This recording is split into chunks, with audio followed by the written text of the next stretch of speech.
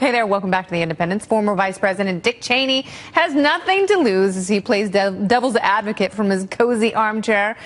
Many are eager to blame ISIS's evolution on the Iraq War under Bush 43, but Cheney is pushing back against the haters he thinks are all too eager to rewrite history.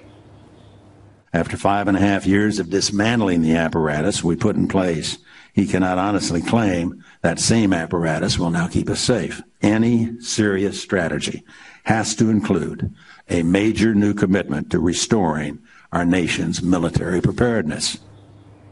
He looks like the first villain from Captain America. Like you're going to pull off his skin and it's just going to be a red skull. All right. Mike Baker is with us. He's a former CIA covert operations officer and president of Diligence, LLC. They got limited liability, which means they can kick ass for you. All right. Two very different stories from the president and the former vice president. No one wants to take credit for the ISIS hot potato, but someone threw it in the microwave. Who's right, Mr. Baker?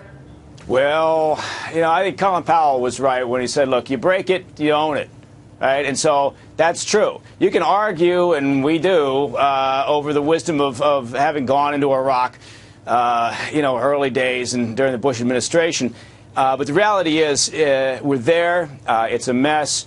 And we're going to have to do something with it. We can't just stand back and say, let's just disengage. I mean, as much as we'd like to. I understand the fatigue. I understand the weariness that we all feel after all these years. But, hoping that it's going to go away and preferring to just disengage is not, a really good, sound national security policy right now. Okay, so let me, before we get to you, I just want to ask you one question about this, Mike. Is there any way of defeating ISIS just with U.S. airstrikes alone? Do you have to have U.S. boots on the ground? Do you have to have boots on the ground at all? Go. Yeah, you need boots on the ground. You do need boots on the ground. We're not going to put ours on there. That's obvious. And neither is NATO. What we need to realize, though, is that, airstrikes, hey, that's terrific. It can be very forceful and powerful and achieve certain strategic objectives. But it's not going to accomplish what we'd like to accomplish, which is the defeat of ISIS. Hopefully that's what we're all gearing up for.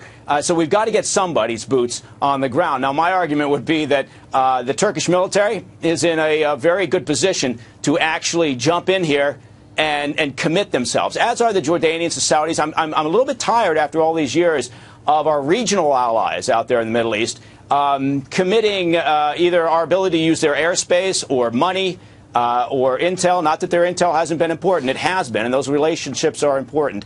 But I would really like to see all those Muslim communities, the moderate ones that we keep talking about, commit troops to the ground. And I think the Turkish military are in the strongest position to do that right now. But isn't us getting in there, isn't us fulfilling the Pottery Barn analogy actually a recipe for them not putting their boots in the ground? You know what happens? At the end of the day, the U.S. always comes. We will wait until the U.S. comes to our mountaintop and save our... Isn't that a cycle of pathology?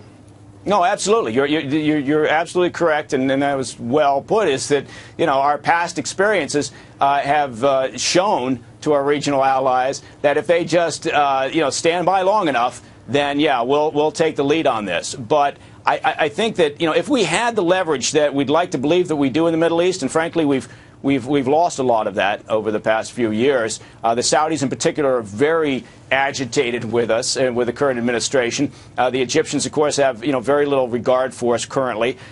We don't have the ability necessarily to demand or strong arm those who actually have the most to lose in the short term from a strengthening Islamic State. We don't have that ability to kind of push them out front. Mike Baker, we are up against a hard break, and you, my friend, have a hard invitation to show up here in person and give us all the what for next time you're in New York. I'll do it. Very good. I like it. Thank you.